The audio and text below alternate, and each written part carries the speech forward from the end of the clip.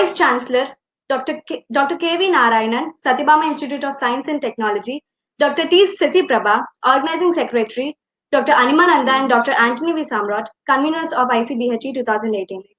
Welcome, sir. Welcome, ma'am. May I request the dignitaries and the communality to kindly rise for the Tamil Thai Valthu.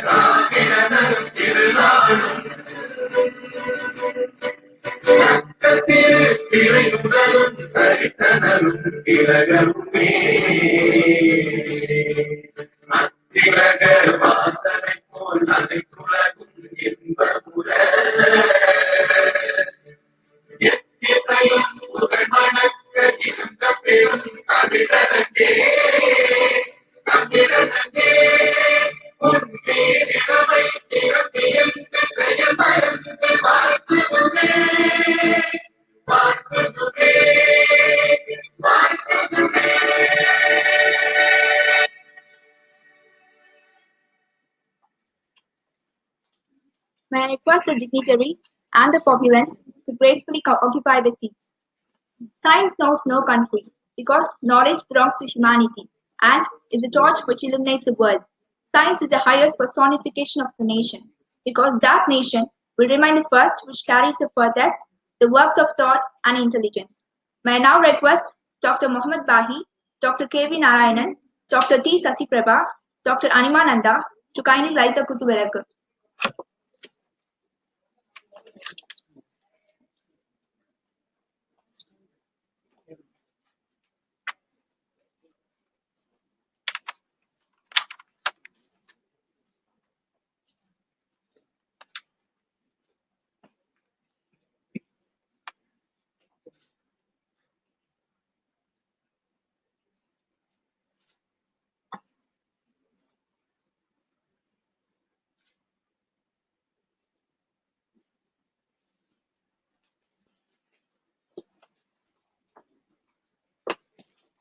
Thank you, sir. Thank you, ma'am. May I now request Dr. T. Sasi Prabha, Pro Vice Chancellor, Satyabama Institute of Science and Technology, to kindly deliver the welcome address and also a brief about the conference.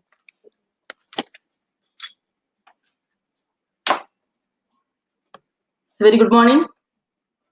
So I am really privileged to have the pleasant task of welcoming the distinguished gathering for this today's inaugural function, organized on the occasion of the 3-day international conference on bioengineering and health and environment. Such a beautiful topic and such a topic which is in need of our today, right? So we have got a very good number of participation from the authors or the researchers who are doing the excellent work on this area. And we are really thankful to the authors. Because of you only this was possible today. And we got around the 200 abstracts from various countries and various institutions from in and around India. And we have got eminent speakers from various countries, from South Korea, from Indonesia, from UK, USA, Malaysia, Singapore. So I'm thankful to all the speakers and I'm welcoming all the speakers for this conference. I'm also thankful to all the participants and scholars from different institutions having come away all the way from different places to attend this program here. And on this great occasion, I'm very much thankful to our management, Satyabama Institute of Science and Technology, for giving this opportunity to organize this great event at our institution. I'm thankful to our Vice Chancellor, Dr. K.V. Narayanan, for his moral support and encouragement in organizing this event at our institution. I'm thankful to our today's keynote speaker and the inaugural speaker, Dr. Mohammed Wahi. He has come from Indonesia and he'll be here to deliver the inaugural talk. So thank you so much, sir, for your kind presence on this occasion. And I'm thankful to all the staff members of the School of Bio and Chemical Engineering for their excellent support and organization. And I am welcoming all the student volunteers and the students for this conference today. Also, so this subject of this conference, actually we used to organize a lot of conferences every year. So this year, this conference actually is specific arrangements for this conference is we are planning to put all the papers. So all the papers of the conference will publish in the Scopus or Web of Science Index journals, which was already published in the conference website. And I request all the authors to do the because we have collected only the abstract so far. So the full paper you can submit even after the conference. After the session chair's input, you can modify the paper and you can send it later. And that papers will be considered for publications in the Scopus Syntax or Web of Syntax journals, as we have committed already, and it was already published in the university, this conference website. So please keep watch our website, and all the updations will be there in the website even after the conference. And accordingly, I request all the authors to support us in making this publication of this entire conference in finally.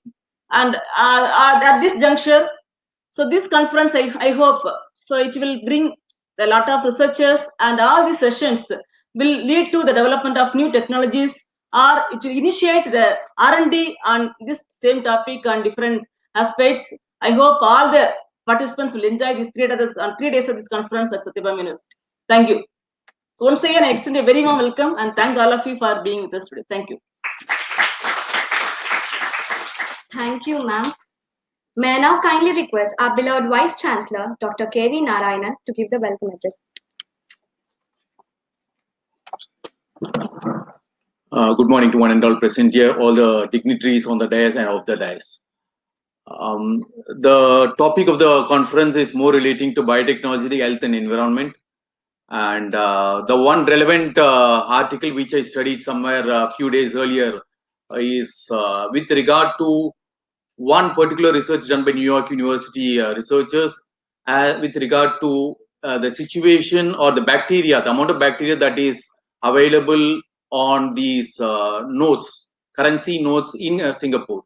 So I hope many of you would have got access to this article. That article talks more about the amount of bacteria, which is contagious bacteria, which is prevalent, it's available in these currency notes. A cross-section of evaluation or the what do you call analysis was done across 300 places, and the outcome of such research led to a finding that the wet currency notes that was available in the market carried more than 20 or 30 times the amount of bacteria which is normally available on dry notes. That's number one. And the most important feature of this particular research led to a finding of Staphylococcus, if I'm right. I do not know, which is more of a bacteria type which leads to creating a meningitis. Meningitis is a disease, and which is really causes a lining of the brain. Brain lining is being removed over a period of time. And this particular bacteria, this is available on wet soiled notes, which can be taken back to when touched by human hand. It gets carried over onto your body, or to your hands, or to your mouth. So this can lead to this meningitis problem, or any other bacteria can lead to many more problems. So what am I trying to communicate to the so-called researchers who are present here is that the research that we do should really focus on the present day practical problems that we are been facing over the years, and which should lead to some solutions which could lead to some cure for all such diseases or such problems that can be cropped up. And this particular situation that I referred to a few minutes earlier is more about creating awareness amongst the public, that because, for example, if you take this case of this wet notes which is carrying that bacteria, you keep it in the packet or in your wallet. What really happens is that the atmosphere that is being provided to the bacteria is a very good environment which helps the bacteria to survive and then reproduce more and more. So the exposure to such bacteria should be avoided. So this type of awareness should be done by the so-called budding researchers, who should be able to communicate or create awareness amongst the public that these are the ill effects of using these notes, or whatever be the equipment. And one most funniest thing is that the amount of bacteria that is also there on these mobiles, they've also found out that The mobile also do carry bacteria, but it's no way related or relevant to the amount of bacteria that is present on such wet notes. Okay, and these wet notes, the bacteria that is available is as good as equivalent to that of these what do you call foot soles, shoe soles that is available, or in the bathroom seats, whatever it is. So this is the amount of bacteria that we people are getting exposed to on a daily basis. So more research should be done on the relevant practical findings, practical problems that is being faced by the public, rather than doing path breaking research or doing research which is more of a routine journal like thing, okay, which is more for academic purposes. So I urge every one of you present over here who are doing research in the area of biotechnology to focus more on the relevant issues, practical issues that the public face on a day-to-day basis, and then try to find solutions to such problems. Thank you, one and all. Bye. Thank you for the inspirational talk, sir. May I request Dr. T. Sasi Prabha to felicitate Dr. Muhammad Bahi with a memento. Please, sir, please. Come.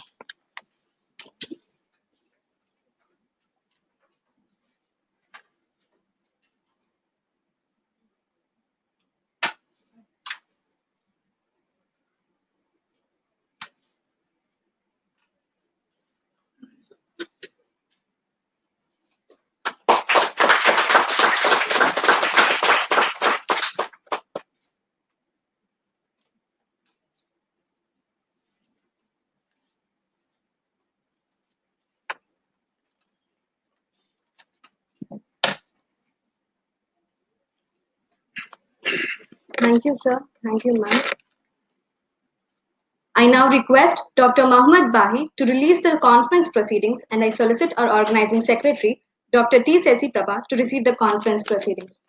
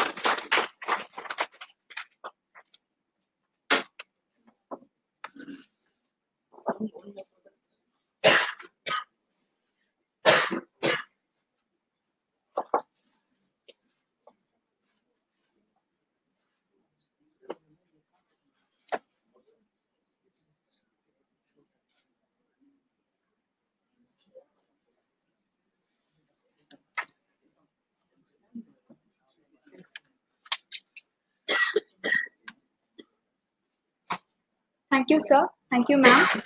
We seldom get an opportunity like this to auscult to the words of great knowledge and experienced researcher. Dr. Mohammed Bahi is currently working as an associate professor at the Department of Chemistry, Sirai Kuala University, Indonesia. He, with fervor towards teaching and research, has been working for the past 20 years in the aforementioned university. He has acquired his doctorate at the Faculty of Chemistry, George August University of Göttingen, Germany. His area of research includes across the broad fields such as phytochemistry, extraction of bioactive compounds, and antibiotics from endophytes and microbes, to name a few. He is also expertised in medicinal and pharmaceutical chemistry, new drug discovery, anti-cancer studies, etc. Currently, he is an active member of Indonesian Chemical Society and the Royal Society of Chemistry, and is a reviewer in 11 critical journals. He has published over 10 research works in many reputed journals. Dr. Bahi has received ADS Award, DAAD Scholarship, Germany. He has also received the prestigious Satya Lankana Karya Satya Award, which is a token of appreciation for his 10-year civil service. May I now request Dr. Muhammad Bahi to kindly deliver the inaugural address. Please, sir. Yes. Will it take time? Okay.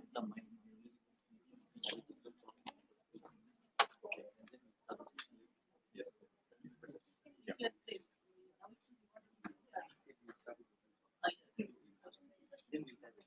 Okay.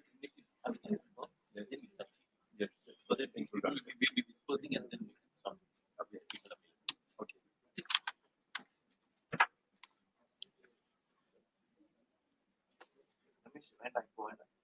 This is for pointer. Just put that side.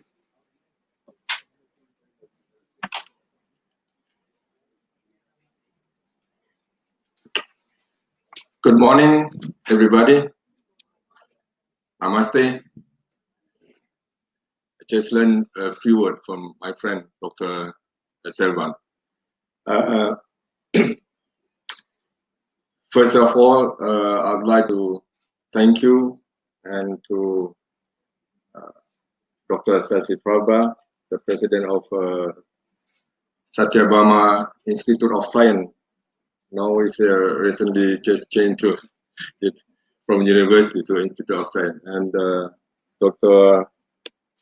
The Dean of Faculty, and also the counselor for the sorry, I forgot which name.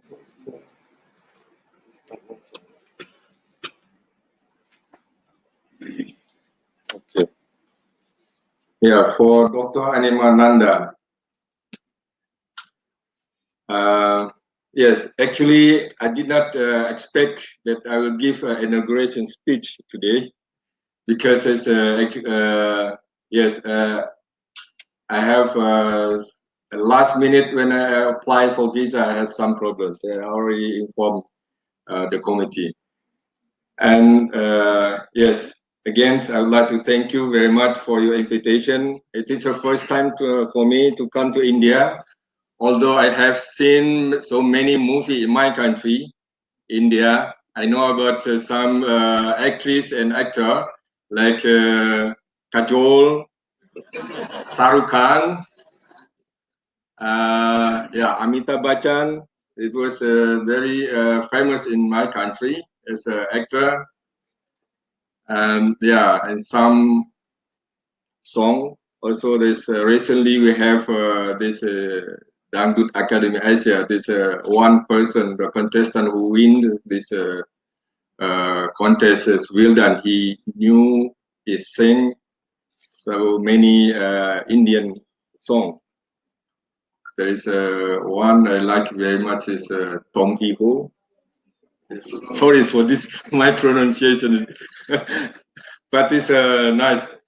And yes, my first impression in this country is, yeah, I saw this quite growing, especially in Chennai, because this is only the first city that I visit India. So I don't know about others, Mumbai, New Delhi. I think it's maybe even more big city than Chennai. But anyway, today actually I would like to give my talk, just a very short talk.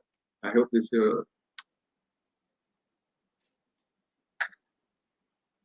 just yeah, press the.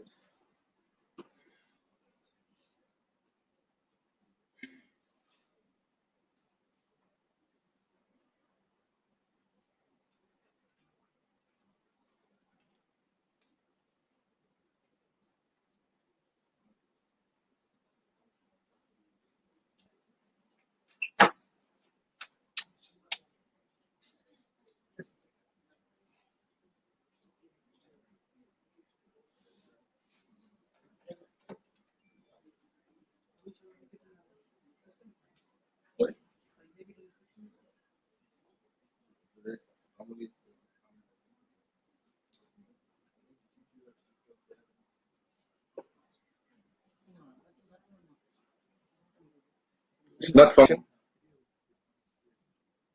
It's not connected. Okay. Anyway, yeah. Actually, my talk will be the title already sent to. You can have a look in a book of abstract about. There is some bioactive compound from bacteria that is especially I work. This is a part of my PhD thesis that I did in Göttingen University in 2012 when I met Dr. Selvan there also. So this I work with the bacteria Streptomyces, marine and terrestrial.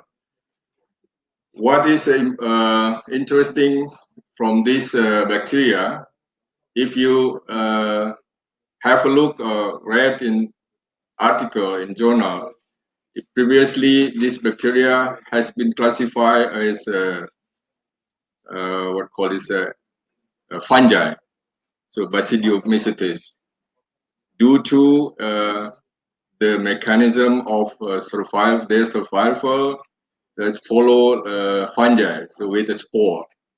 So they use spore to for the survival. I mean, to keep their survive in this ecosystem. Later on, according to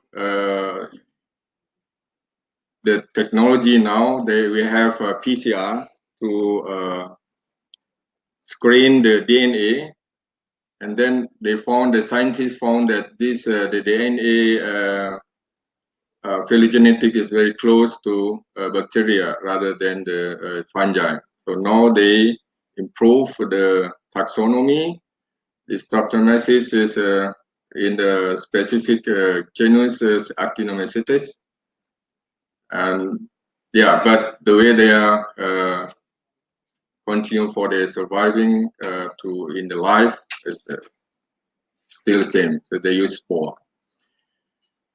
Actually, and if we also have a look in the books or in the medicine, Dr. Sasi Prabha has mentioned about this what happened nowadays in the world, that we have still to combat disease, to improve our human health, human health, and especially disease that are caused by microorganisms, including bacteria, virus, and also fungi, some fungi. And working now? Yeah. Streptomycin, this is the first bioactive compound that has been isolated from this bacteria, Streptomyces. And this compound has been used as for TBC treatment, tuberculosis.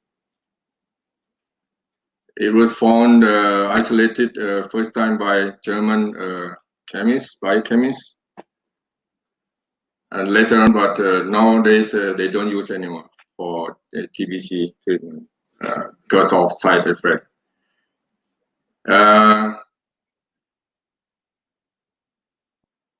Previously, the natural products. So actually, this part of if you are talking about bioactive compound, actually they are talking about natural product chemistry, and this field is actually is a multidiscipline. They are connecting with organic, inorganic, biochemistry, medicine, agriculture. So all this whatever related to antibiotic for the treatment of disease, including human especially. It is very interesting to know about the biochemistry of microorganism. They also have a similar enzyme that can produce a very active compound that can be used also as a drug for treatment for some disease. Penicillin is also as long as we go back a long time ago this was found by Alexander Fleming from the penicillium fungi.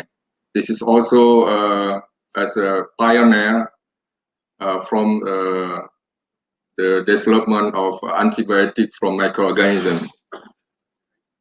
And this is, if you, I think, in the future, if you are talking about the environment, also this is a good strategy to keep our environment that will not be devastating by forests, something, trees.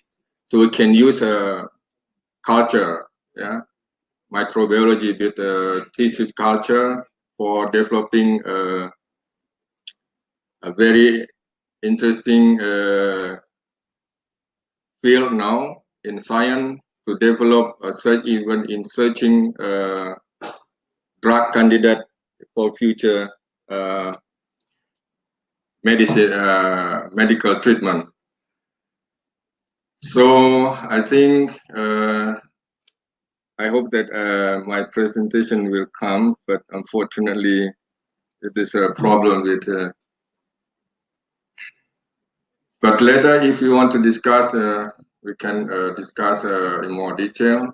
So again, I thank you very much for you all. I hope all the best for, I think this is a student also will graduate very soon. And this is a part of what I call is condition before you graduate. Dr. Anima has mentioned, she has mentioned about this precondition before graduation that you should publish some article. It's, I hope you will be successful in the future. And also for the Institute of Satyabama, that will be future. I hope we can have a collaboration research. Actually, we have initiative previously that's sent by your university to my university regarding to this initiative for the research collaboration. So I think that's also one another point that I said to Dr. Stefan that I have to come because I have promised with my rector to discuss about these things so we can go further. So thank you very much for your invitation, and also have a good luck for the student. Thank you.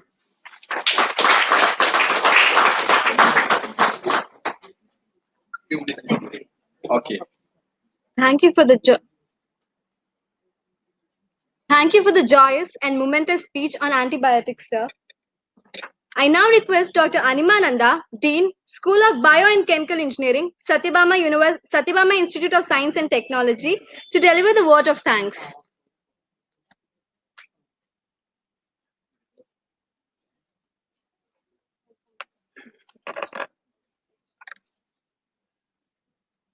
Good morning to one and all present here. Science is pure bliss, and science is confidence. It's a miracle. If you understand, it is a science. If you implement, it's a technology. Thank you, sir. Good morning to one and all present here. Science is a pure bliss. Science is a confidence. It is a miracle. If you understand, it is a science. If you implement, it is a technology. So science speaks the human language for the humankind. As all the speakers they have told, and we have gathered here for the bioengineering, health and environment. I think here only we have assembled the whole thing where we can sciences fix and implement into a technological way so that we can get a better health and our environment should be safe. So I wholeheartedly thanks and welcome you all for this conference. And first of all, for that, I'm grateful that we are now going to propose the vote of thanks. Firstly, I would like to thank the Almighty for his pure bliss and heartfelt thanks to our founder chancellor, Dr. Colonel JPR sir. And we thank you, sir. We thank you, sir, for what you have left behind for us, that is education and the moral value. I take an opportunity here to thank you and say that we all will always will be you always will be remembered and for your fondness and kindness. I thank our renowned Chancellor, Srimati Remibai JPR, our Pro-Chancellor, Dr. Maria Gina Johnson, Vice President, Dr. Mary Johnson, our Vice Chancellor, Dr. K.V. Narayan Sir, and Pro-Vice Chancellor, Dr. T. Sasiprabha Ma'am, for providing a continuous support for completing these wonderful opportunities. And a special thanks to our organizing secretary. Being a Pro-Vice Chancellor, she has supported a lot. She has given a moral support to us to come to this stage. A special thanks to Dr. Muhammad Bhai, Associate Professor, University of the Syed Kuala, for his presence and his valuable words, sir. And I'm sure that definitely your words will be lingered in our mind.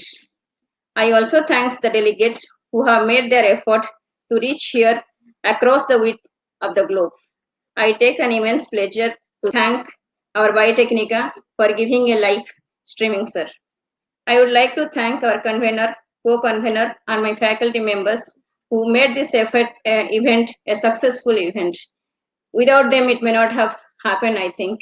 Even in Sunday, they have walked off to 5:30. I really thanks from my bottom of my heart. And finally, the most importantly, my students, I would like to thank the student community, technical and non-technical staffs for their valuable support and cooperation. Thank you once again. Thank you all.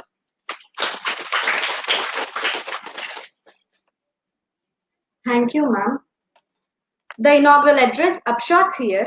We are heading off for the high tea now. Tea and snacks are provided outside the auditorium. The session resumes back at 11 a.m.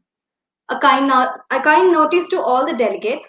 The participants of oral presentation 1 and 2 are hereby informed to submit their PPTs in the front desk of presentation hall 1, first floor. I repeat it again. The participants of oral presentation 1 and 2 are kindly requested to submit their PPTs in the front desk of presentation hall 1, first floor. Thank you.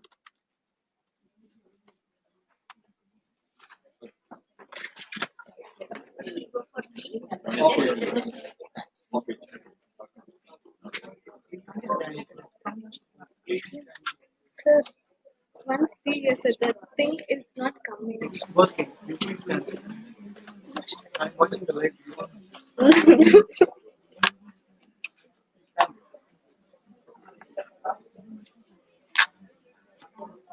Stand there and watch.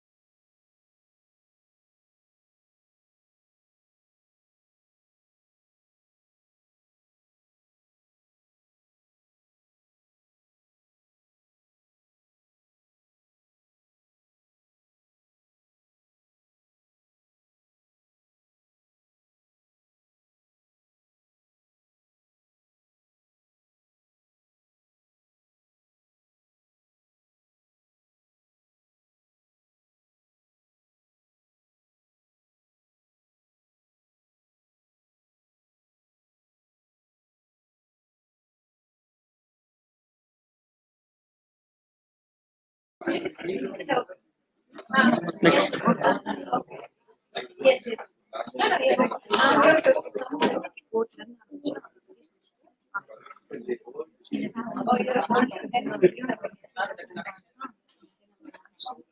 Hello. Yeah.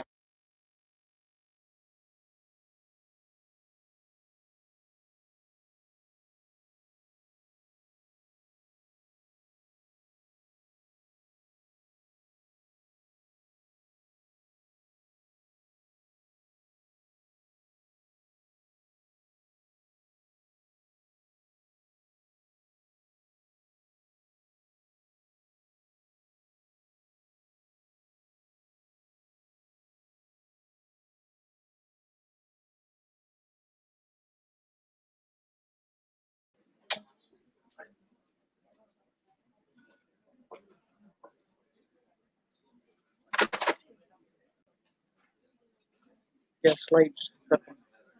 No, the last one, last one, last one. Then we start with 1A, 1D, 1E, 1H, 1I. Okay.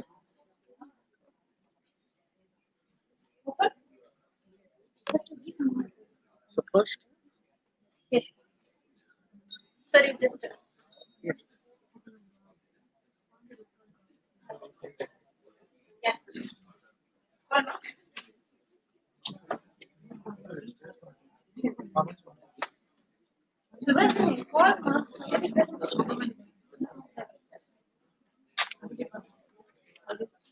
Welcome back, everyone. Which is there? Switch on. The software is going. Welcome back, everyone. Let's resume our next session.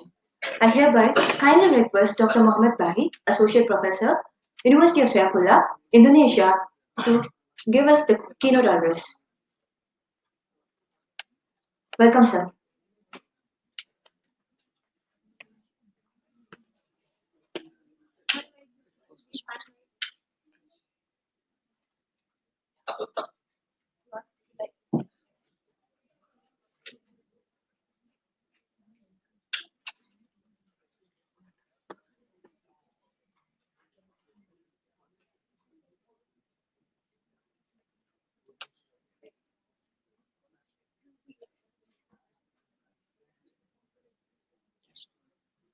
Next.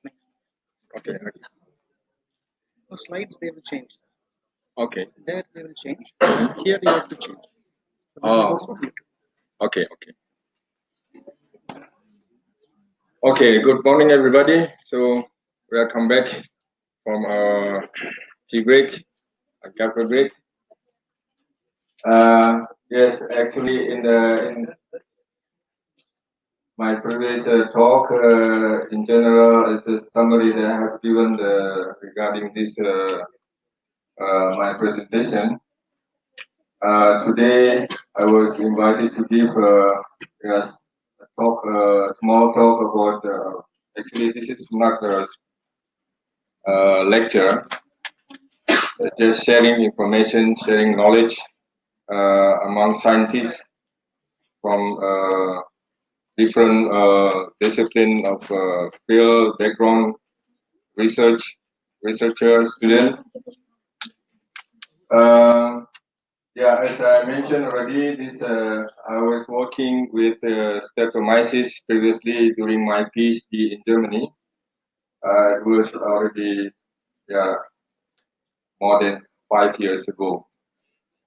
I was working with Streptomyces, and here I will present you some results that I have done previously with Streptomyces.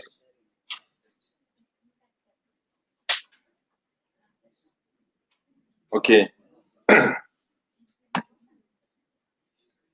As we know that the most widely medicine nowadays has been used in market. It's firstly coming from plant. It's dominated from plant bioactive compound. Even until now, there are still many researchers, scientists, chemists. They're working with plant bioactive compounds. But actually, if we go back to chemistry of bioactive compound, this natural product actually not only come from plant or medicinal plant. There's also generated from the microorganism. Penicillium is one of them. Streptomycin, this is also another one. Also, yeah, this is I will not talk it because I'm not a biologist or microbiologist. I'm a chemist, so I will talk on the structure of compound. Yeah, this is the structure of penicillium. It's an antibiotic. It's beta-lactam antibiotic. It has been used as an inhibitor of peptidoglycan cell wall bacteria. And this streptomycin, I mentioned before that it has been used as for treatment of tuberculosis. If you see these two compounds have structure, streptomycin have the structure of this contain what call this sugar moiety. While here this has derived from the amide. And this is amide group, active group.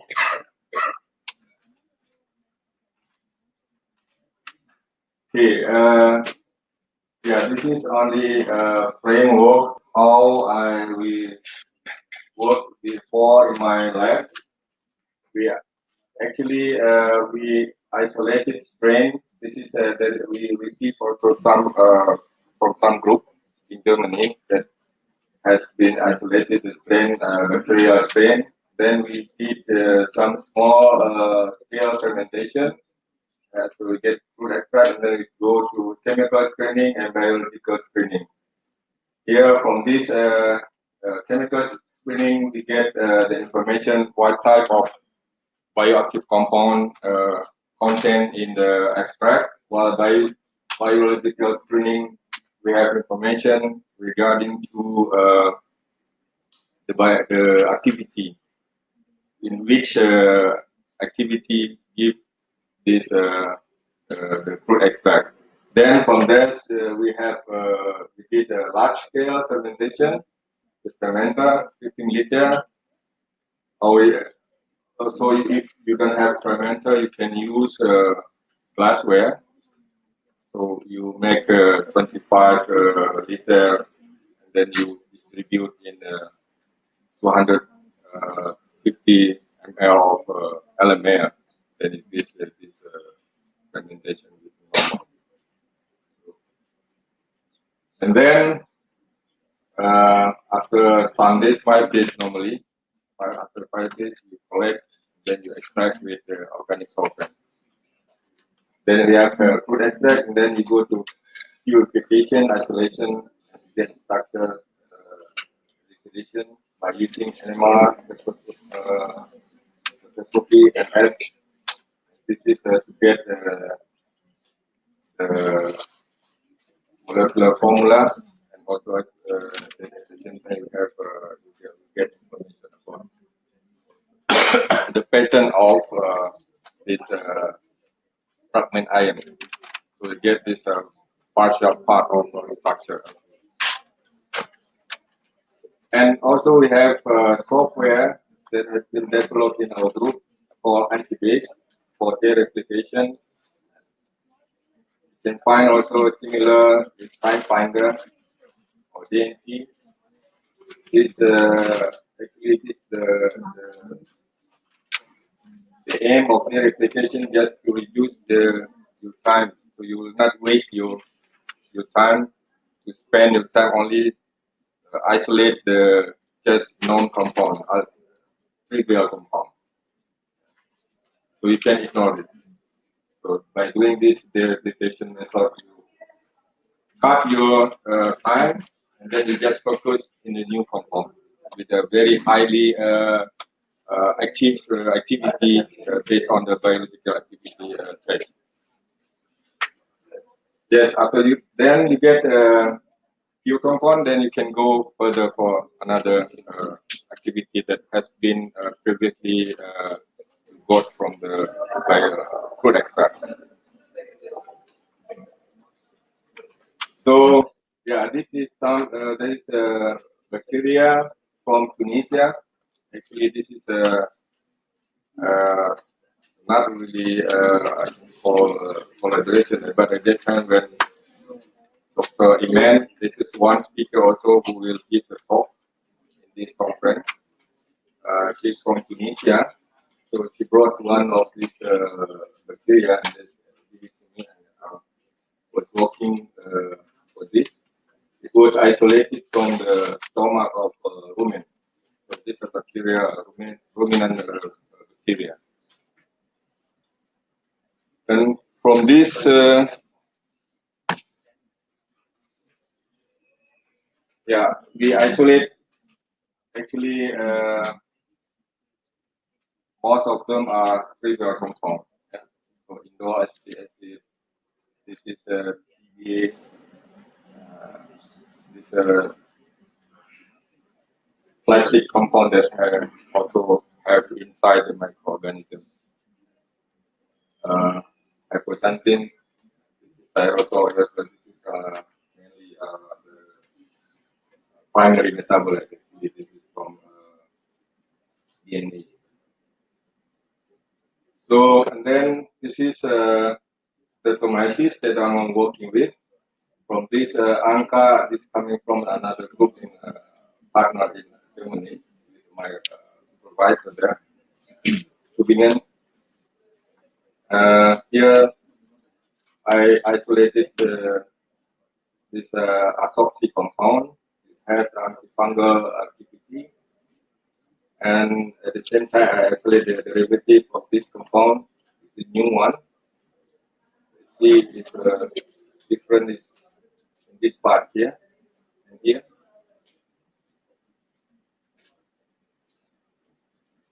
Interestingly, the activity show the same on the fact because it's fruit extract show antifungal activity on it. So we get this.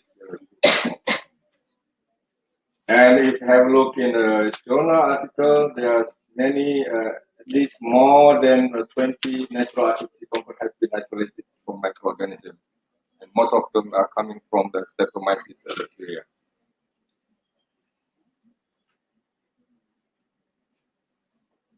Okay, this is another compound that I isolated from the Streptomyces anca 75.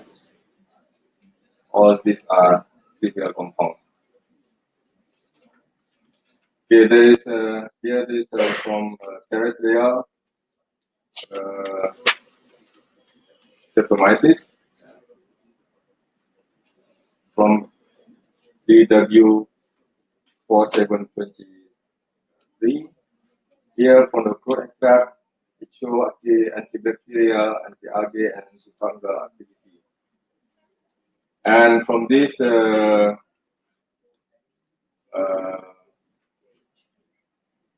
bacteria, previously one in our group, there is it has been isolated 3 new annular cyclinol. This is a flavonoid compound or phenolic compound derivative. What is interesting is actually there is one of celestramycin B that has been previously reported in the journal. The structure is a little bit false. It's not because based on this our hypothesis that our group has been isolated this compound, and this is not linear, but this is angular. So we try to prove our hypothesis whether electromycin B also have angular cycling structure. So yeah, this is what we have I did this experiment. I re-isolate from the same bacteria. So I got this NMR spectra. So this is to prove whether elastomycin B has structure 1 or 2. Yeah. From the NMR, proton NMR, we don't have any further information. Okay. Then we go to what called is carbon NMR spectroscopy data. Here, the focus here, there is two different this carbonyl group for 5 and 12. There is an argument that this has also has been published in one article. This is actually from my group also in the topic current chemistry, uh, discussing about this angular cycling structure. It mentioned that for non-chelated and one-chelated quinone, carbonyl group should have this chemical shift for carbon between 180 to 183, and for chelated quinone has this is for non-chelated quinone. This is chelated mean. For non-chelated mean there should be no side group with the OH here. It should be free, and like this. This is non-chelated, so it's free.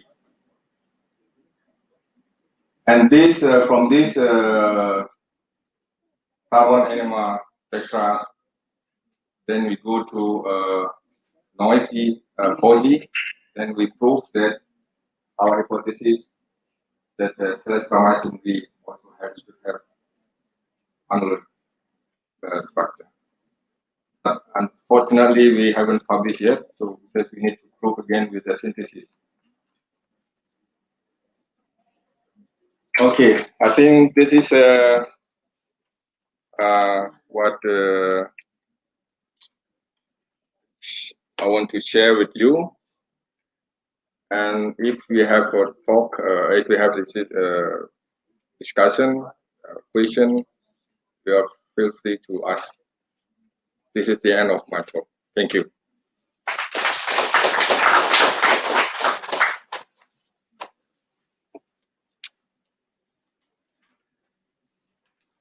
Open for question now. Open for question.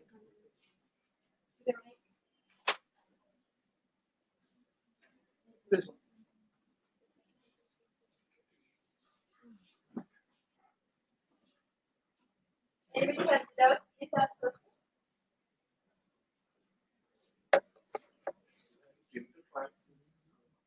Sorry? This one? Not yet. We for clinical we haven't go any other. So based on the only this in the laboratory scale. Yeah.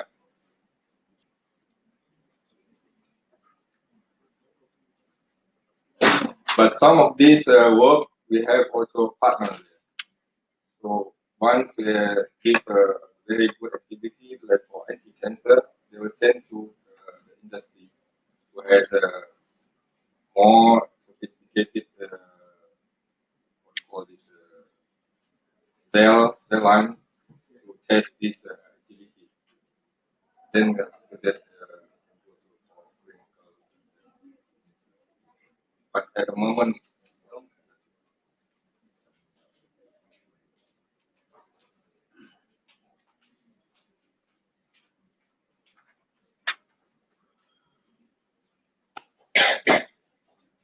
normally it will take more than 15 years before the drug will be in the market. So after we isolate, then we do a test, analytical test, and then there is clinical test, then we go to clinical test, and then after that we have many other series tests before send to the market. And I think Suresh will talk about this in his presentation also.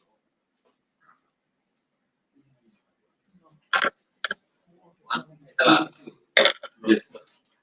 But how much how many years it takes from the standardization, from the starting of your work of a compound to reach the market? Yes. Frankly speaking, I'm not a medical doctor. I'm not saying Yes. But based on the experience of a friend who work in this industry, normally will take more than 15 years. It depends on the structure of the compound and what activity has been reported. There is a very good candidate or not. It's a widespread activity. It's also one to consider for this drug candidate. around 10 to 15 years or more than that. I'm not really sure, but Dr. Suresh can answer this question.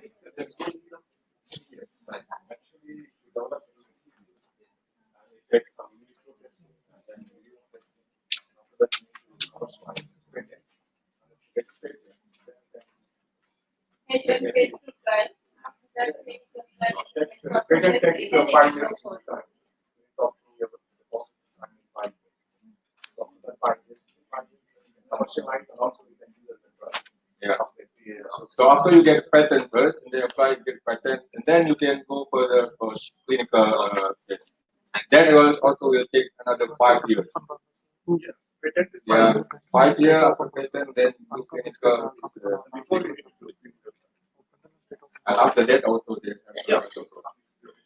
so between 10 to 10 to 15. All right.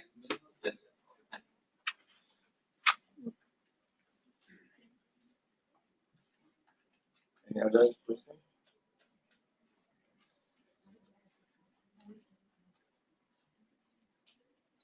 Yeah, actually, as I mentioned at the beginning, the natural product is a multidiscipline field of solution.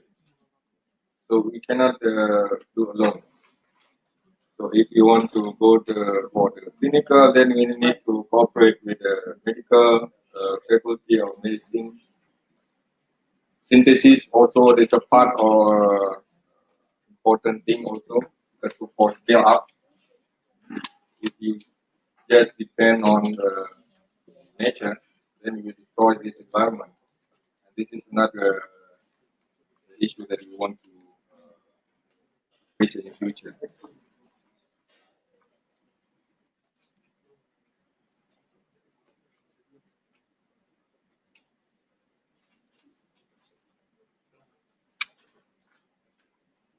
Okay. Yes, thank you very much for your attention.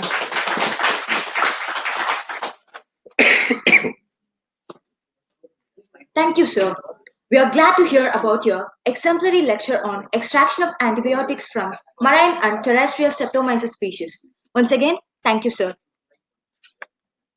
Science is the only poet that never runs out of ink. With this quote, we are heading towards the plenary talk session. Today, we have with us an eminent personality, Dr. Muhammad Ali Sayed, Faculty of Medicine, University of Tabuk, Saudi Arabia. I'm so privileged to have the chance to introduce Dr. Muhammad Ali Sayed. Dr. Muhammad Ali Sayed had completed his undergraduate in biological sciences and master's in science at Madurai Kamaraj University. He pursued his MS by research and doctorate in philosophy in Nanyang Technology University, Singapore. Being a professor and head, he has more than 18 years of experience in teaching and undergraduates with multifarious subjects. To his regards, he has published 58 research works in peer-reviewed journals and presented and participated in various conferences. He possesses an H index of 23 and the total citations peak at 2,917. His plethora of knowledge has been extended as reviewer in 11 significant and famous journals. Dr. Muhammad is the recipient of remarkable awards, specifically Young Scientist Award, ESP Fellowship Award, Lee Foundation Award for Research. Let us put our hands together to invite Dr. Muhammad Ali Sayed Professor and Head, Department of Chemical Biochemistry, University of Tabuk, Saudi Arabia. I cordially invite Dr. Mohammed Ali Syed to take over the dais. Please, sir.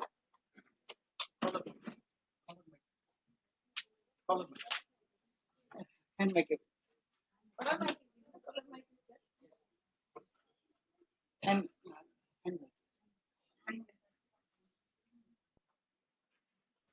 very good morning. Am I audible? First of all, I would like to say my sincere thanks to the organizers. They have invited me. I think I have approached earlier because I want to make my home business. I stay in Chennai only, close to Wakam. So I expressed I want to share my data with the Icbhe scientists. And also, it's a good opportunity to meet fellow scientists. I can listen and interact with them. Okay. So I don't know who should I thank. I put my thank everyone who is putting their effort organizing a wonderful conference. This is a very important topic. Theme, environment and health. Very relevant in the age. And US President Trump is making a blockade for environment issues, but actually India, China, and US, these three countries are polluting the world. Okay, but this blockade is making it very difficult for the world warming and the global warming and everything. On the other hand, the entire world is against him, so we will pursue, against you to make this global in a livable environment. Okay, so the theme is very important and is linking with the health, which is my area of research in the past 23 years. So although my undergraduate is in biological sciences, after my master's in science, I devoted my field into health-oriented research, especially cancer research and natural products on cancer and anti-aging. So today I'm going to talk about one of the very important area of research, which is unpublished. It's a very interesting area of research, which falls under cancer. So young students, I would like to ask, what is the most prevalent cancer among men in the world and in India? Any voice? Most prevalent cancer in the world and in India.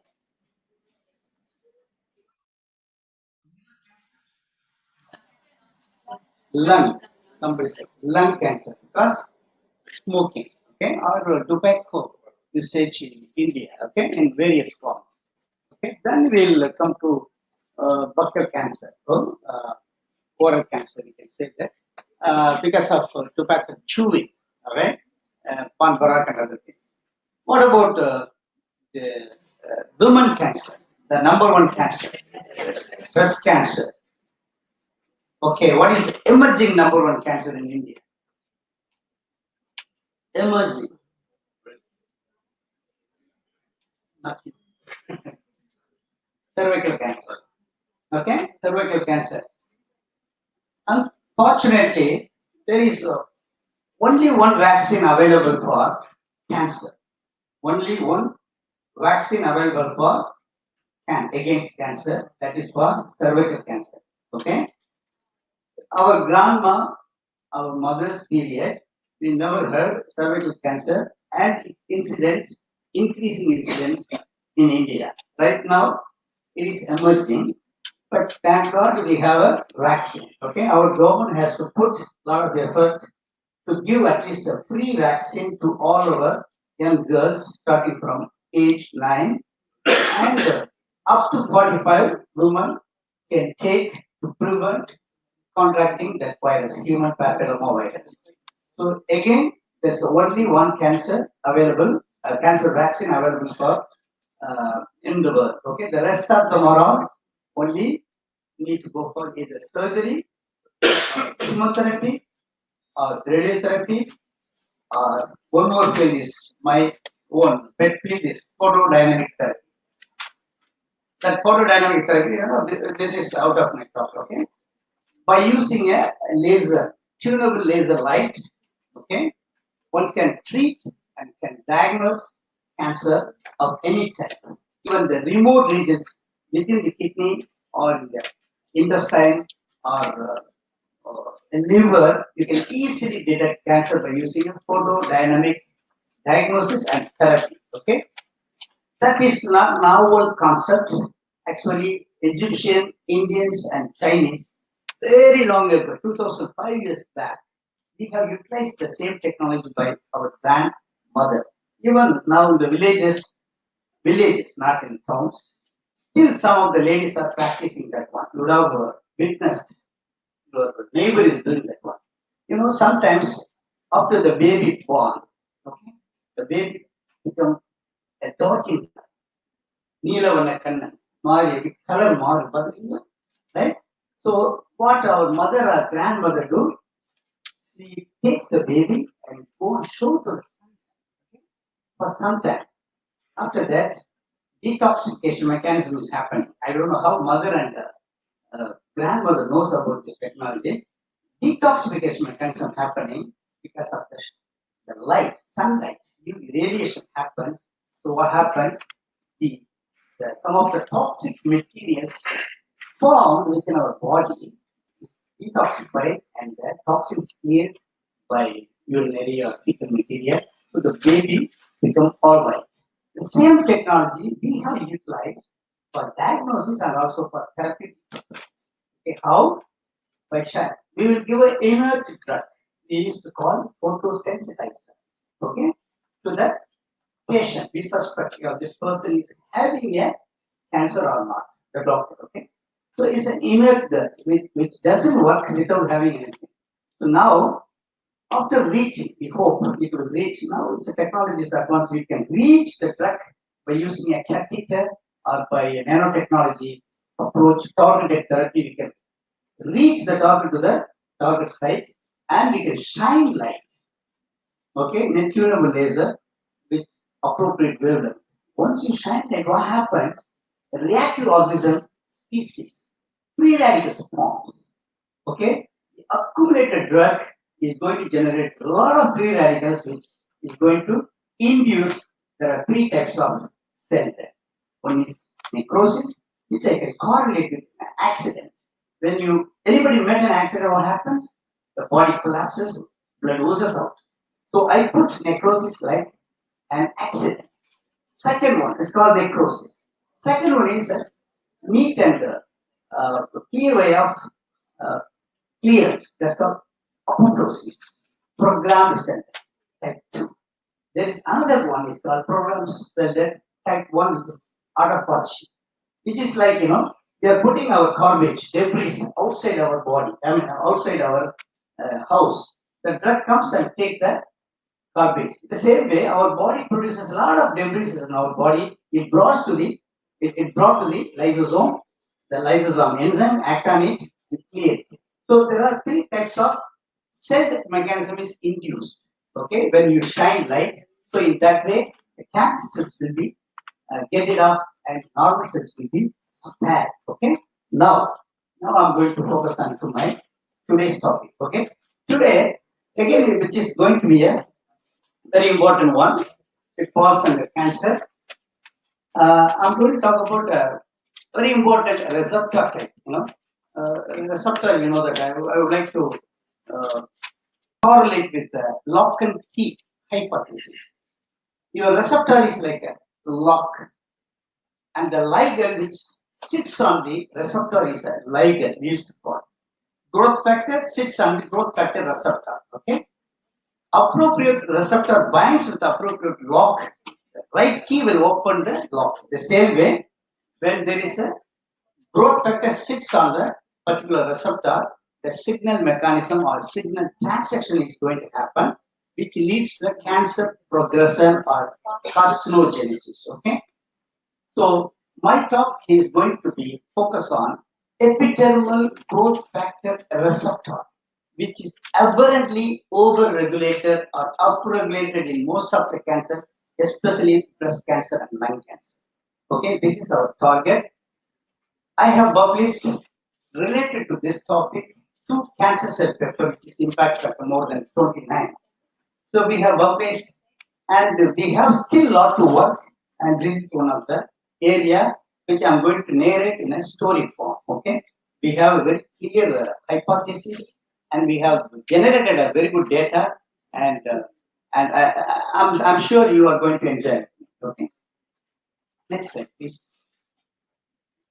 Okay, there are 4 receptor family, which is called LB1 or epidermal growth factor receptor family. LB1 or EGFR1, EGFR2, and this is okay.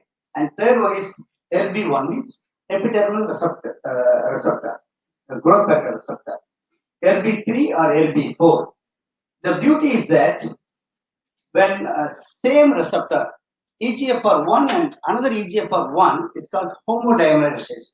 Okay, when it happens, it rapidly the transcription activity occurs and the cancer progresses in a very neat and nice fashion. Okay, but the EGFR or LB1 can be a preferred partner for the rest of the 3. It can bind with the 2, can bind with 3, the 4 can bind with the 2 or like that. Okay, among these 3, the number 2 is the most preferred partner. The one unique thing about number 2 is it used to call an orphan receptor, another. Okay, orphan receptor. There is no ligand for that. Okay, there is no ligand to sit on.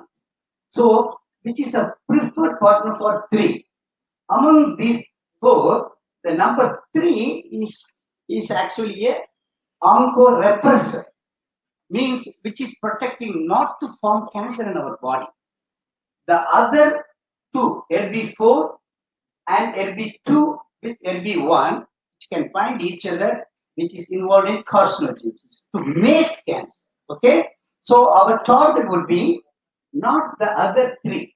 Number 2 is an orphan receptor, which is a preferred partner for the rest of the 3. Okay, but 3 will be okay because it is involved in repressor activity. The other 2 are involved in carcinogenesis. So if doctor is giving any medicine or monoclonal antibody therapy, what happens? Only 50% of the receptor will be inhibited, so it won't further the cell signaling won't be happening. But this one will be always there.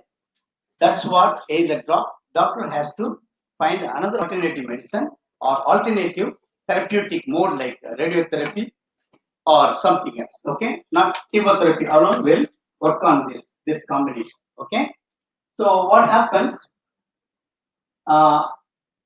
We are working on this LB2.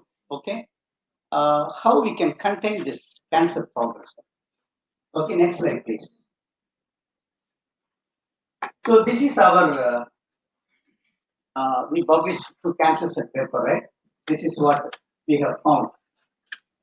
This is normally when the ligand binds with the EGF growth factor receptor, so many pathways go through the cytoplasm and finally the gene is expressed and it will involve in cancer proliferation. Okay, this is the normal way which is very well established. Next slide, please. Next. But what was our finding? We have found a new nuclear pathway directly pinched off from the plasma membrane, directly goes to the nucleus. Okay, so the doctor, whatever the medicine he gives, he can concentrate only this part. So nearly, maybe you put it like 10%, 10% enter this route, still nobody will give a medicine to cure. That's what we never cured breast cancer as of now. Okay, now we have given information to the pharma industry. Please look at this route also. Okay, this is well received And these two paper alone, I'm getting every day one citation. Every day, you think, every day I'm getting one citation. Okay, so far 569. I think this morning I checked. So it's well cited paper. Over few years time, I think it's going to cross 2000. Okay, I bet, because that much popularity we have given, and very important area. Okay, so I want to make a story short for that particular paper. What happens? It's a homodimerization or heterodimerization happens. So the LB2, the membrane bound EGF receptor, will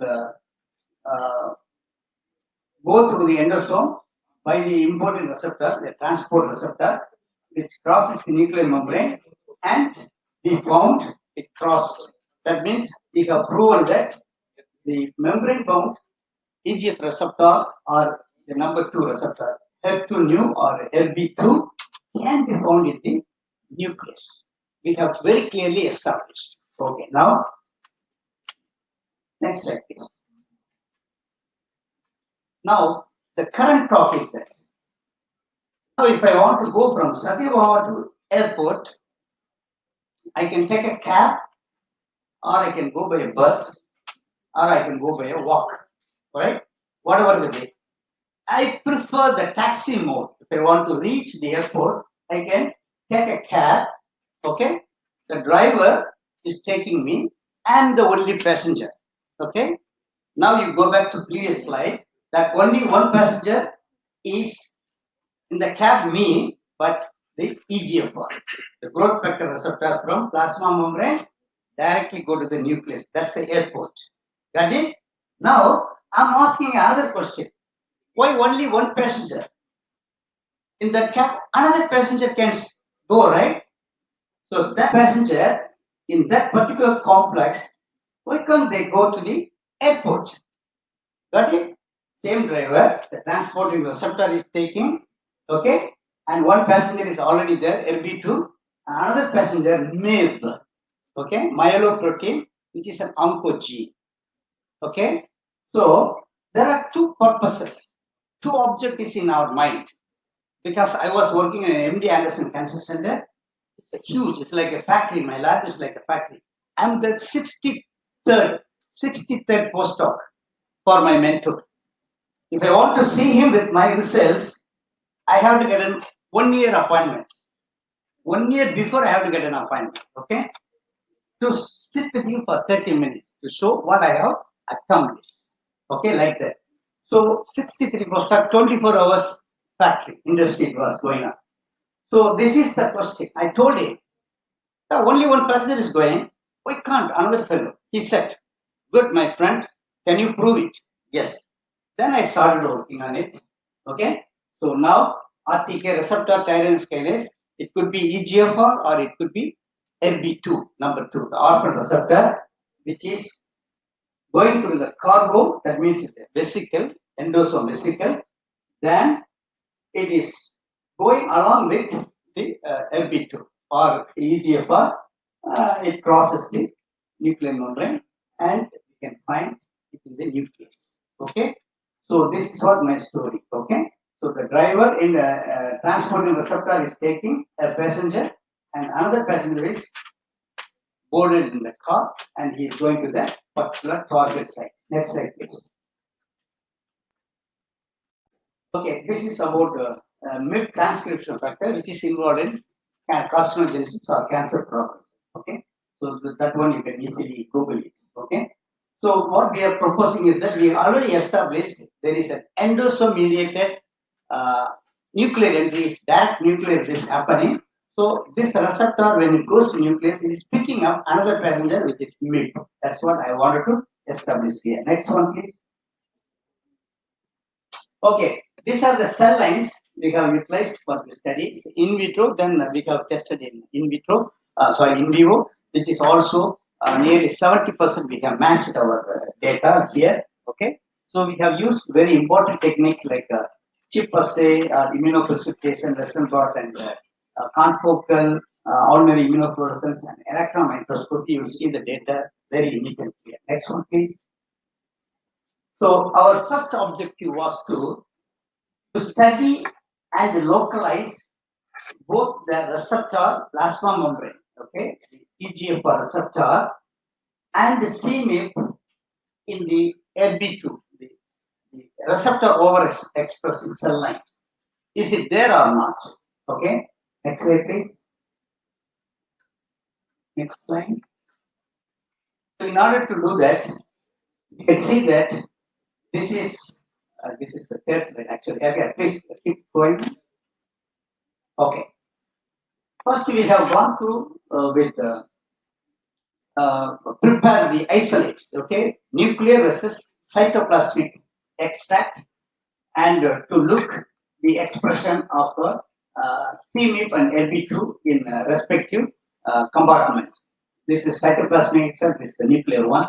So you can see that CMIP is mostly found in the nucleus. So its overexpression is happening in all three cell lines. Nucleus is more, and very little in MCF. Nothing is in the our we produce the artificial cell line. That's called hierarchy. Okay, and LB2 mostly found in the cell membrane and cytoplasm. Nucleus very less. So obviously you can see here. Okay, this is what happening. This is the marker for nuclear and marker for cytoplasm. Okay, so same thing is confirmed by confocal microscopy. This is plasma membrane LB2, and this is the nuclear marker. And okay, and when you come for some people, when we submitted this paper for Nature, the first question is that it could be a bleaching or bleeding, bleeding. It's a leak out from the endoplasmic reticulum. You know that nucleus is very close to endoplasmic reticulum, so there may be a bleeding. So we suspect. So to rule out that possibility, we have to use calvectins, a marker for endoplasmic reticulum. We showed that nothing is happening. Okay, individual. Okay, so this is indeed real. Then we went on to prove that by using a electron microscopy to show the dots you can see that corresponds to LP2. Okay, we have shown that the receptor is expressing in the plasma membrane and also in the cytoplasm and the nucleus. Next slide, you can see. Okay, compartment is very clearly mentioned. This one is to show that the CMIP by confocal microscopy. You can see that CMIP mostly nuclear, and when you co-localize, you see that mostly in the nuclear. Okay, and again CMIP in the expression in the various areas, regions of the cell. Next one.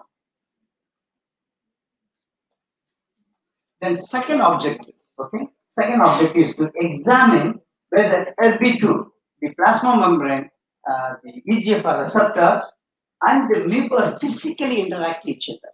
Okay, there is a interaction. There should be, when they are going together, or they interact with each other or not. We have to establish. So I'm talking about my second objective. Next one, please.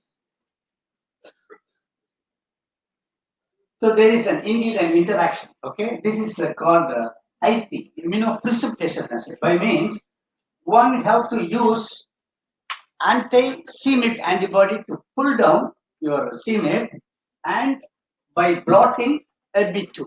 So you can clearly establish that when you pull CMIP and you can blot LB2, there is you can see a signal, okay, in the cytoplasm and the nucleus. The same way reverse also you can do that, okay. When you pull LB2, look for CMIP, there is a clear interaction, okay. So it is physically interacting each other. We have proved not only by chip assay, okay, by artificially we have by creating MIP, and again it is proven. Okay, next slide please.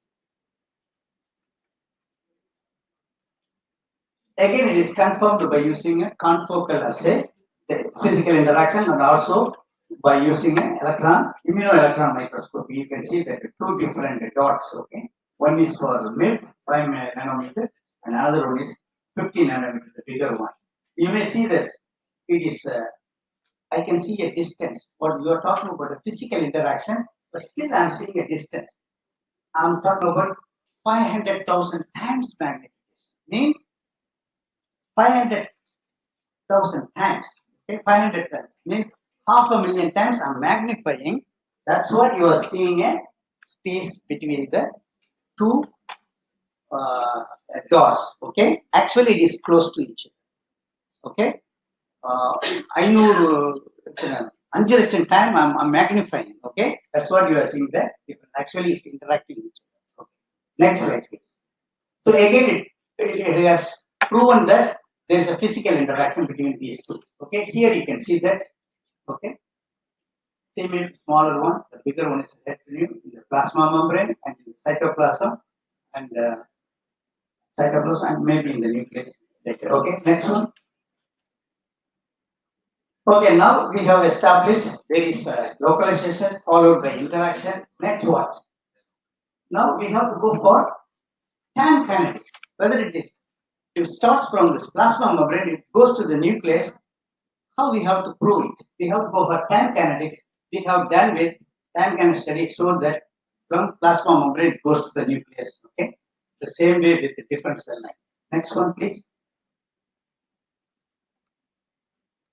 Then we went on to ask their objective if CMIP and LB2 are physically interact each other, how are they going to nucleus? Okay, how does this complex go to the nucleus?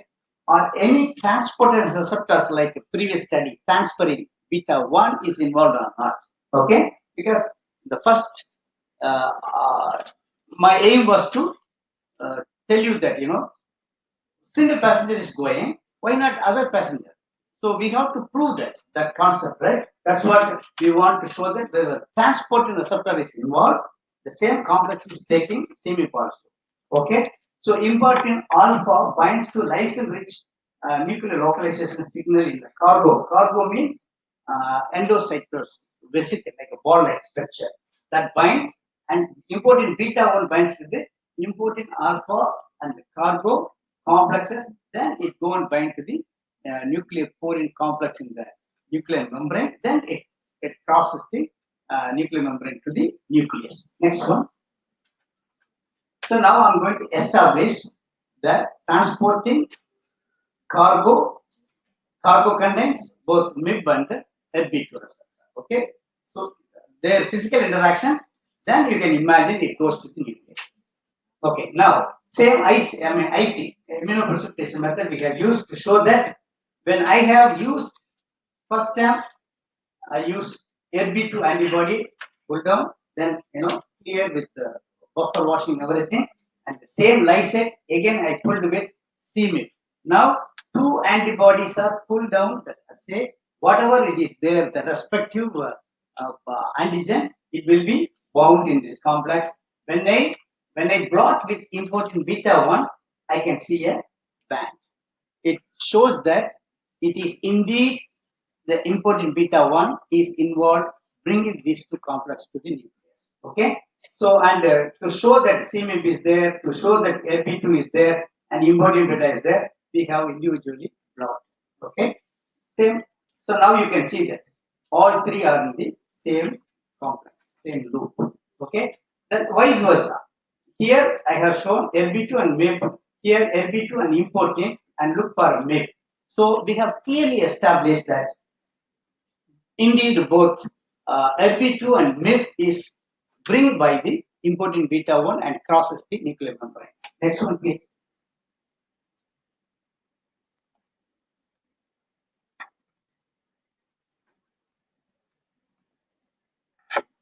Okay, the binding of CMIP with the transport receptor by confocal microscopy, you can see that, and confirmed by immunoelectron microscopy. Next one, please. And the co-localization of CMIP and importin individually, okay, with LB2 and importin and CMIP and importin, everything we have trying to establish. Next one, please. Then we went on to the fourth objective. Since CMIP is present in the plasma membrane and also interacts in multiple places like plasma membrane, cytoplasm, nucleus, seen both molecules in endosome-like structure, the ball-like structure, we focused on to check whether endocytosis, the rolling of a ball, is happening or not. Okay, that's called endocytosis. a pinched ball-like structure from the plasma membrane, roll onto the tubulin, beta tubulin, alpha tubulin in cytoplasm. It's like a mesh-like structure, and it will come and catch the nucleoporin complex in the nuclear membrane. Then it processes. Okay. Now we are going to check the endocytosis. The ball-like structure is going to roll or not. Okay. Next one.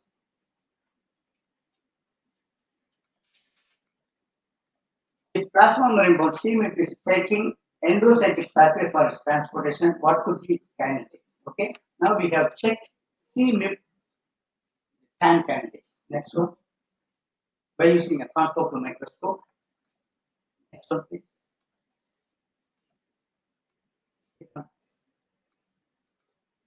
Okay, here I have to mention a few antibodies I have used. One is a clathrin antibody, another anti-clathrin antibody. Second is adaptin. Third is EPS15 and dynamic. I'm going to explain what is their roles.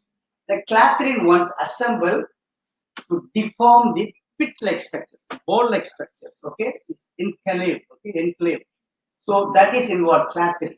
Second, adaptin interacts directly with the internalization of the cargo. You know, the CMIP will be in the inside one. The RB2 after it binds, what happens? The enclave happens. Okay, there the adaptin interacts directly with the internalization of motifs of the cargo. The invagination happens. EPS15 regulates the port assembly. Whatever the required other proteins, it will assemble into the cargo area. Then the dynamine is like a scissor. It will cut.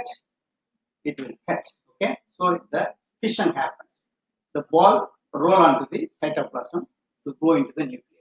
Okay. So we have used various antibodies. Next one, please. Before I think I forgot to mention that I have used cell culture plate. Freeze the cell first. But first I have to add cold media to freeze.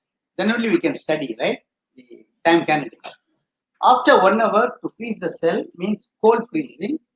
Then I added warm media with growth factor. Okay. So once I added warm media with growth factor at different time points, I can study. Okay. Next one, please. This one to establish that adaptin, the endocytosis, the ball-like structure marker. Okay. Next one. Yeah, this is what happened. Okay. 1 hour, 4 degrees centigrade, I frozen. Okay, you can see that most of the dots are in the plasma membrane area. Okay, and the 1 minute it started dispersing by adding a warm media. 10 minutes started more mobilizing. 30 minutes more onto the nuclear area. Okay, when I use phenyl alzyl oxide (PAO) is an inhibitor of endocytosis. Okay, the process, you can see that it is inhibited by that. 30 minutes, you can see a very few cells are mobilized to the nuclear area. It shows that endocytic pathway is happening. Okay, next one.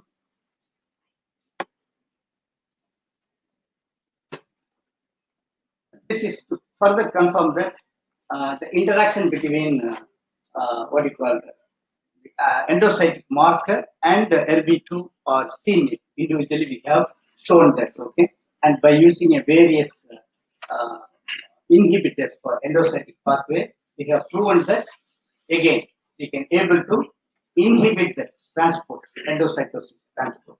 Next one.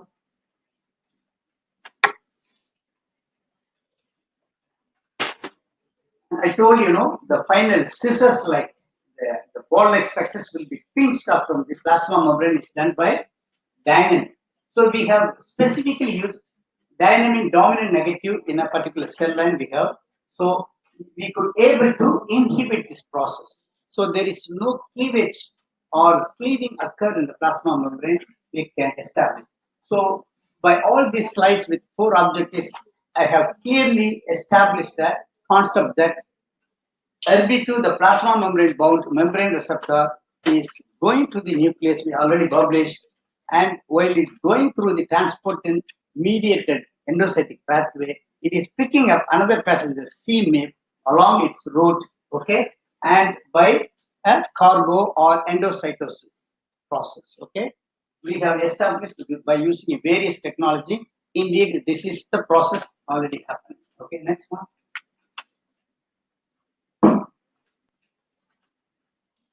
This one again. My boss asked, I want whatever the inhibitor for endocytosis or the rolling mechanism is happening. Any inhibitors available in the universe, use it to prove that this is indeed happening. Okay, I have used by using a PD. This is a specific endocytosis inhibitor, monensin and AG1478, because at various region of at the plasma membrane bound RB2, we can knock down. Okay, so AG1478, AG825, okay, everything have shown that or proved that indeed the endocytosis pathway is happening. Next one. Again, another cell line. The same thing, what happened in HER2, HER18 cells and MCF cell line, we have repeated the same experiment in another EGFR or HER2 overexpressing MD Anderson cell line. Okay, A453 cell lines. Again, we could able to inhibit that process. Next one.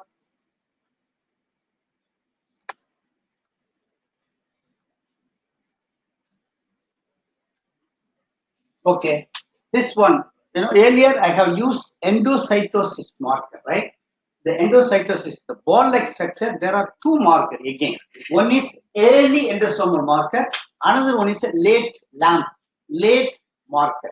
Again, we have shown that the interaction is happening, okay, by showing a MIB and HER2 or ERBB2, okay. Everything we have shown that whatever the possible way, we want to establish a theory, okay. We have proven that whatever the technique we use, we got a positive result, okay. Next one. And indeed, my boss asked me to isolate endosome vesicles only, okay.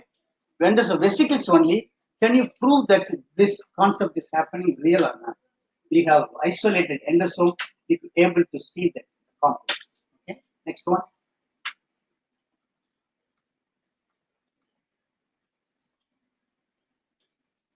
So the same, okay, LAMP late. This is like your lysosome, okay, one of the markers for lysosome also. LAMP one is a endocytosis marker. Again, we have proven that the same concept is happening, and I was lucky that the fusion of many early endosome vesicles formed together to form a very big vesicle. Okay, so there inside also I could establish the complex. Okay. So in multiple we have proven that the complex is indeed happening. Next.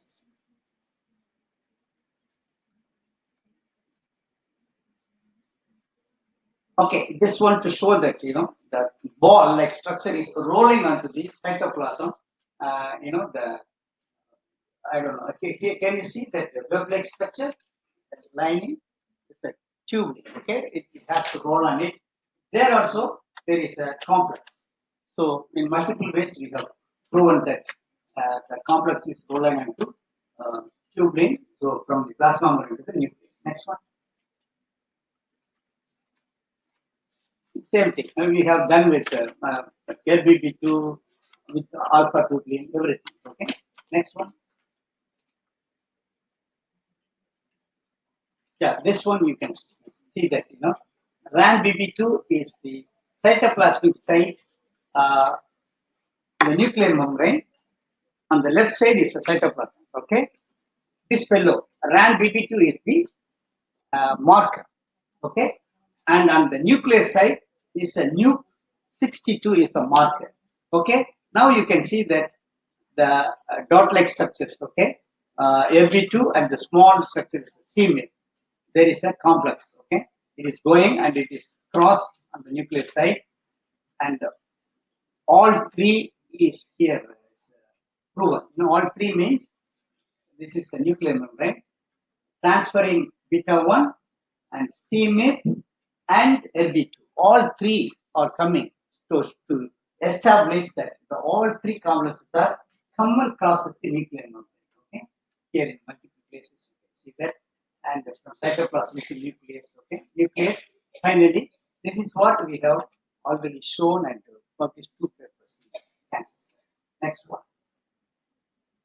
This is what happening import. Okay, the cargo which have a LB2 and CMIP that binds nuclear localization signal of importing beta 1 alpha binds with the cargo, then it interacts with the beta and it crosses the nuclear membrane, and there it will be free, and the alpha 1 and beta 1 will be recycled for the next course of fingerprint. Next one. Okay, we are working on something else to prove that, because the review was asked. Indeed, they were asking that you have already published. Now you wanted to claim that another passenger is going on. Whether that the first passenger is really indeed sitting in the cab or not, we want to know that. Okay, so in order to prove that, we need to knock down that first passenger to whether he is indeed present or there, and he is having a conversation with the seamate, okay, the neighbor, whether that interaction is happening or not. So we are working on it.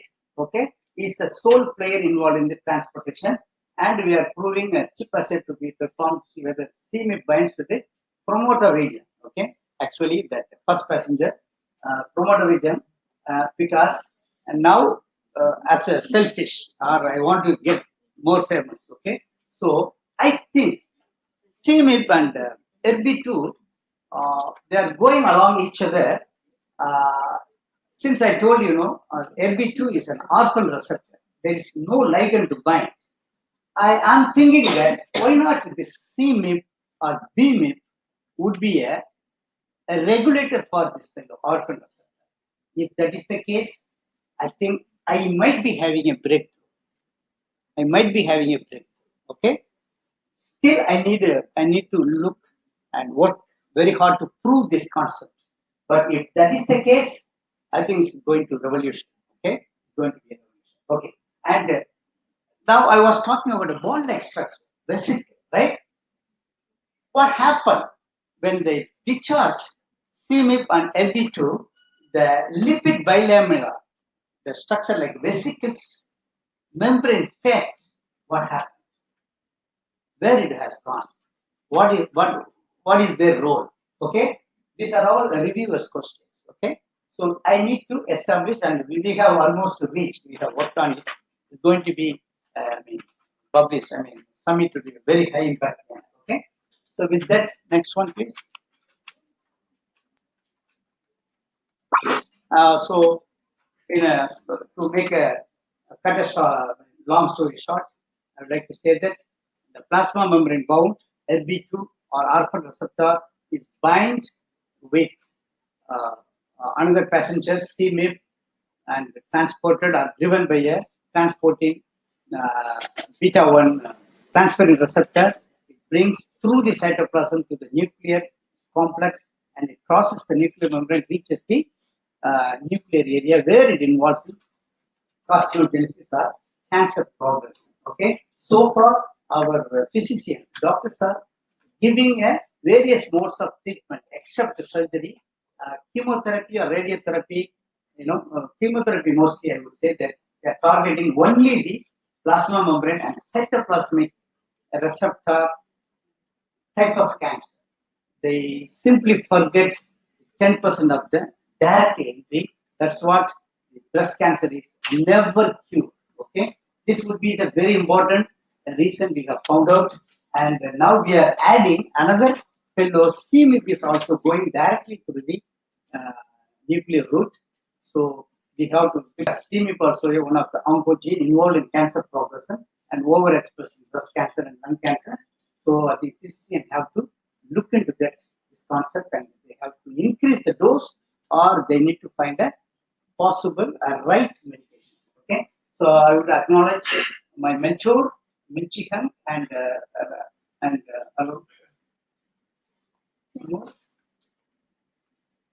okay, thanks for your attention, and I would like to take some questions.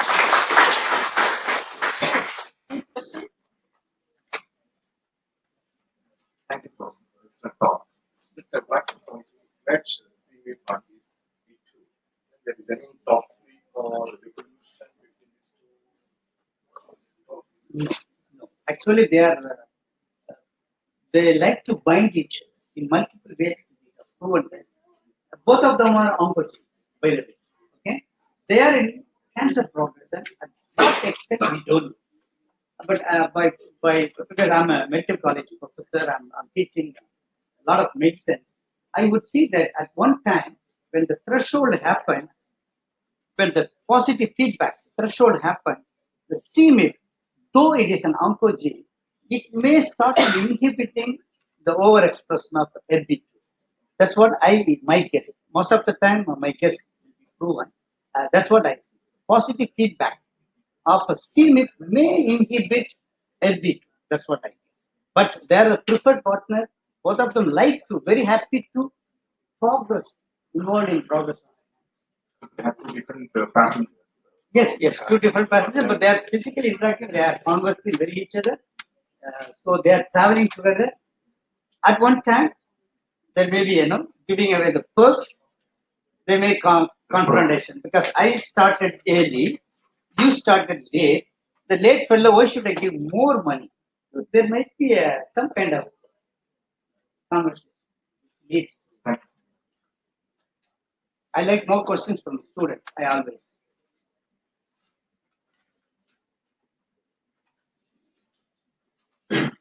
As you mentioned earlier, smoking is a leading cause of lung cancer.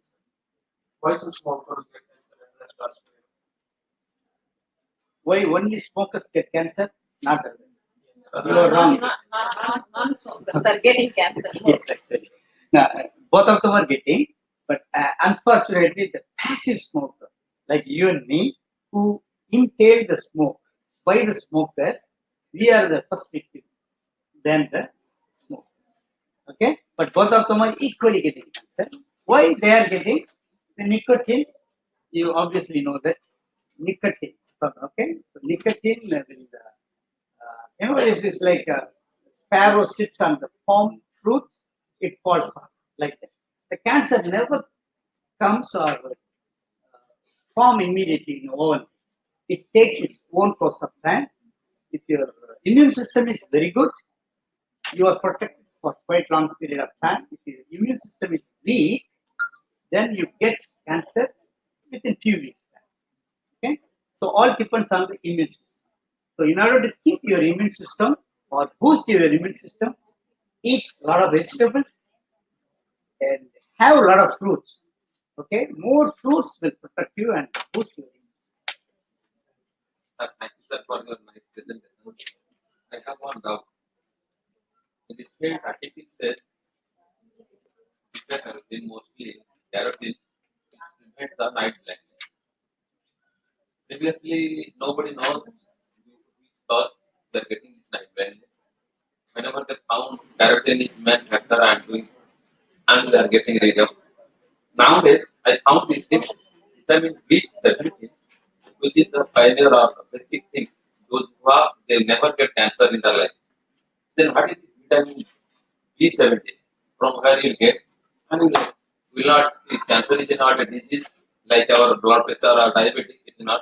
Due to stress or different abnormalities in the conditions of our life, we are getting through. Then I will not protect or prevent such type of cancer which is degraded in future. And such type of any breakthrough has been made to diagnose such type of things in the early stage in spite of going to the later stage. Have you anything idea or any things are there? in India or All over the world. all over the world, I think the beta carotene relation to cancer is upcoming. Okay, upcoming field. Because earlier mostly linked with your myopia Yes. correction. Okay, right now they are linking with the cancer and the curative factor is there. I'm not an expert in that area, so right upcoming field. So we will leave that part. But always early detection is always better than the cure later. Okay, so unfortunately, when you come to Indian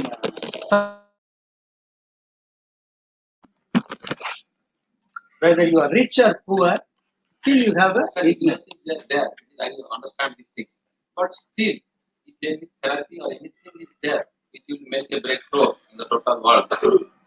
At least For all type of diagnosis, we are having something. But why not for cancer? We have, we have, we have. Western world. When my mother is having a cancer, I might be getting that awareness is there. So age 25, they go and complete wanted to know that whether I am one of the carrier or not. Okay, that awareness is not happening in India. So after coming to not initial stage, stage 3, I have a horrific pictures. It is taken by Kanjipuram Cancer Hospital and our own cancer hospital in Adyar. You will not like to see that type of pictures. Horrible pictures because they are at the final stage. Stage 4, completely rotten breast. Okay, who, I mean, it's an ignorance. They don't know, they think that it's ordinary wound. They never think that it's cancer, it's going to kill me.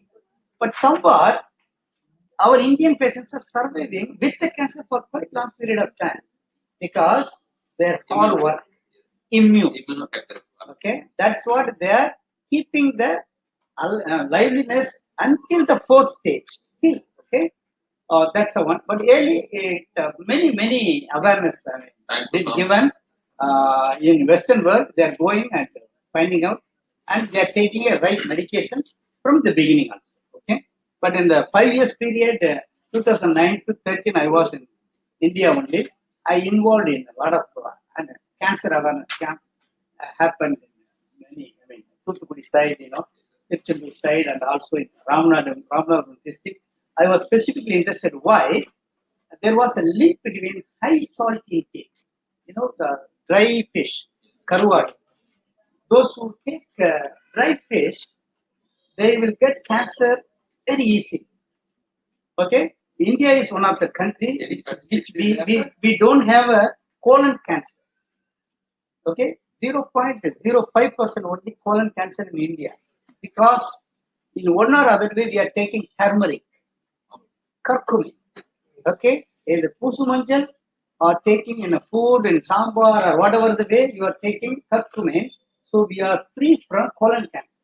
But when you consume more dry fishes, high salt content like Chinese, when they clean the fish in a high salt water, they cook. So they are taking high salt every day. So they have a lot of colon cancer. So in two particular region in Tamil Nadu, one is Ramanathan district and another one is Tirchandur. That side, both of the area, they took a lot of dry fish. So we specifically went with the doctor team. We screen. They have a lot of colon cancer. So we have given awareness. Okay, not to take or consume less. Okay, there is a direct link with your lipid intake, your mutton intake, and if you are a carrier of your mother's breast cancer, you can avoid it. Taking less meat, red meat, beef and mutton, you are free from cancer. But if you take more mutton, that you are going to give like a pizza, pizza. It's our base mari. When you put capsicum, it's like a vegetable pizza. If you put mutton or chicken, whatever you call it. Chicken does not make any sense. No, it's more protein, but I don't know. Adulteration is there. Okay. I don't want to go into that industry. Any other questions? Questions from students? Professor, you have any questions? Actually, you have answered already. Oh, okay. I would like to ask, but you answered this, the mechanism of all these receptor RB1, RB2, and RB1. Still, interaction is gone through. But I have another option. It will give you maybe more data. I have assumption that maybe it's, you said already there is should be maybe it might be this RB2 as already whether it's already really take place in this mechanism or not. Yeah, but I will challenge you whether to make another research.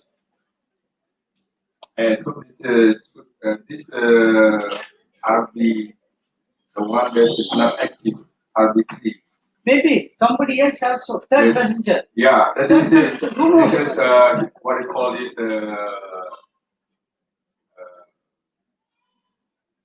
like, unknown passenger. Yes. It's not already there, sit there, and this is not visible, invisible.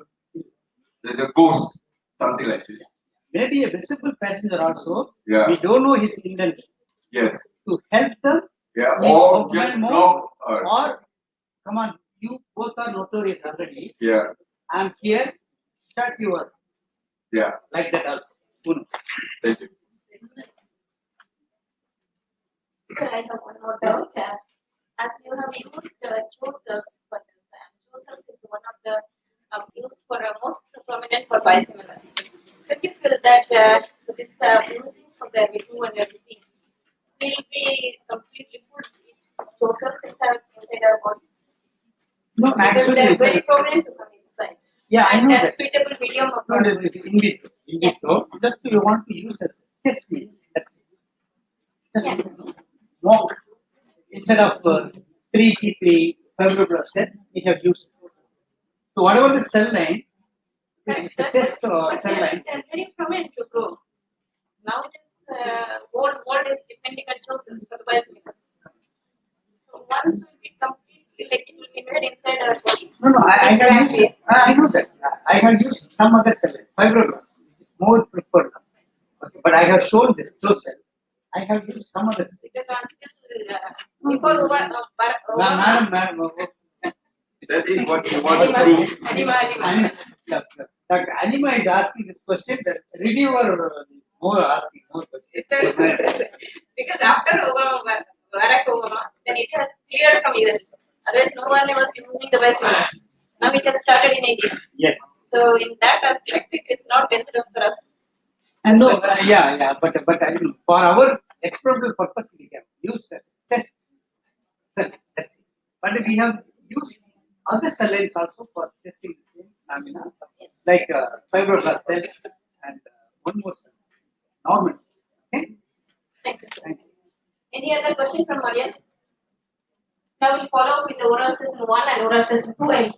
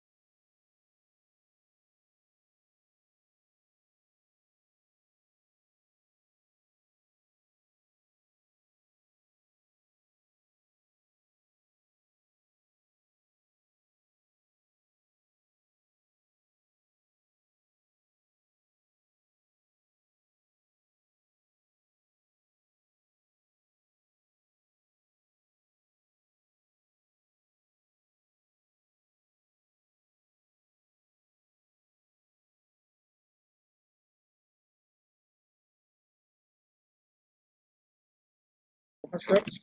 Good afternoon.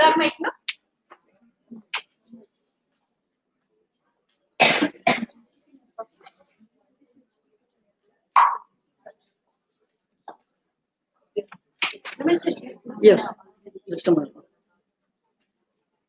Good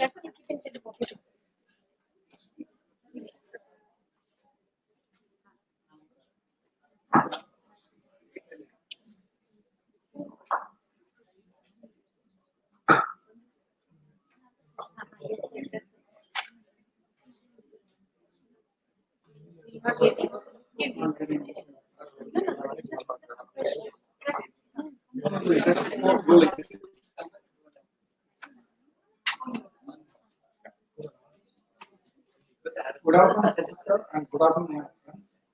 Here I present over last few centuries, age-related disease have become a part of global healthcare problem. So we need to protect our skin from UV radiation.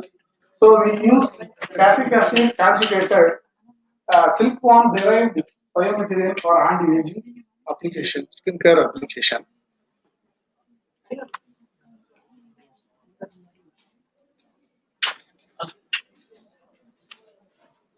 So here we discuss skin aging. Skin is more sensitive to age because it is influenced by environmental exposure and genetic process. So ROS main factor to affect our skin. Here we know sunlight lot of UV radiation affected our skin. So we need to protect. So we believe that antioxidant therapy is a maybe suitable way to reduce harmfulness causes of our ROS species and protect our skin from aging.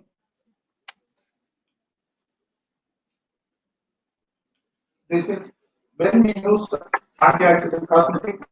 We get this. This all the four among the four. This is ROS causing factor: UV radiation, ionization, smoking, air pollution. Because ROS main factor to affect our skin.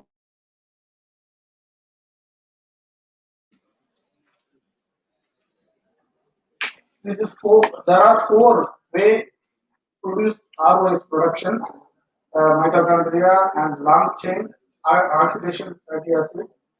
This is enzymatic system.